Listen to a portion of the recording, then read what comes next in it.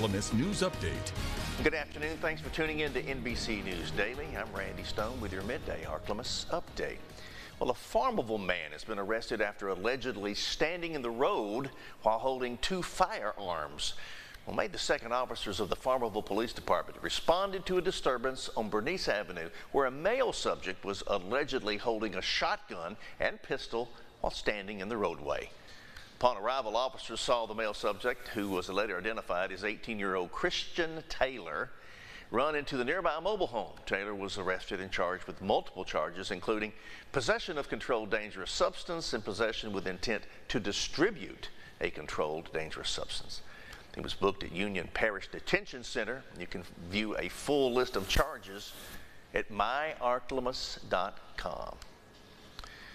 Summertime's almost here, and many people can fall victim to heat-related illness. NBC 10's Jaden Maloney spoke with Arcadian Ambulance regarding HRI prevention and brings us this story. The warmer weather is rolling in if it isn't already here, and heat exhaustion is very prominent, especially in Louisiana. Today I spoke with Acadian Ambulance, where they gave me some information on ways you can prevent this during the summer. Too many people out and about, they don't understand what kind of risk they're running with it, heat strokes, heat cramps, heat exhaustion. We need to educate people further on that way they can understand the signs and symptoms before it occurs. According to the Louisiana Department of Public Health, excessive heat exposure can result in heat-related illness or hyperthermia when the body cannot properly cool itself through sweating. We asked how often Acadian has to respond to calls such as these. Any given day, we run 2-3 heat-related illness calls a day, depending on what kind of day we're having. If it's overcast, I mean, we still run heat-related calls with overcast. It just depends on who's out, what they're doing, what activities they're performing. Beginning in June of 2023, a total of 69 heat-related deaths were reported to the Bureau of Vital Records. We asked for ways that people can take precaution to prevent illness and even death. Drink plenty of fluids, don't be outside for too long, watch out for the signs and symptoms. It's going to start with cramping up. You're going to move into your heat exhaustion after heat cramps, and that's going to be your sweating, your salt depletion. You're going to start running a high temp fever as well along with that. A headache or some dizziness can be a telltale sign that you're getting too hot, so make sure you're staying in shade, drink ice cold water, and if you can, get like a Gatorade or a Powerade for electrolyte imbalances.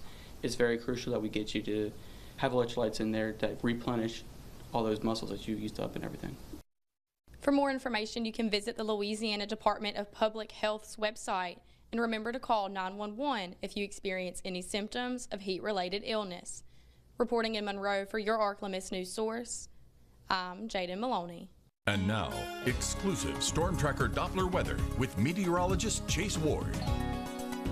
We'll see a mixture of sun and clouds for this afternoon and still cannot rule the possibility of a stray shower or thunderstorm, mainly into portions of southern Arkansas. I know some models trying to push some light rain chances, but if anything does fall, so in the form of drizzle, will be kind of lacking a forcing mechanism. But winds will continue out of the south. Tonight will still be a little bit warm and muggy as we fall to lower 70s, and we'll see a little bit cloud cover. And then as we go into tomorrow, we'll get a break from the clouds around lunchtime. We'll pick up a little bit of sunshine, but that's going to be aiding in the potential for our severe weather risk for tomorrow afternoon, going into the evening and potentially night hours, as we could see a line of thunderstorms move into parts of southern Arkansas, into portions of northern Louisiana, high winds and hail, and there is even an isolated tornadic threat with these thunderstorms as they may make their way across our area by late tomorrow evening. That frontal boundary is going to hold up to the north, and as it finally pushes on through on Thursday, we'll actually see another round of potential severe weather, but by Thursday, mostly high winds and hail will be the main threats with that. Expecting a little about 63 degrees for tonight, and for tomorrow we will see temperatures climb to the lower 90s, so it comes at no surprise that we could see that chance for severe weather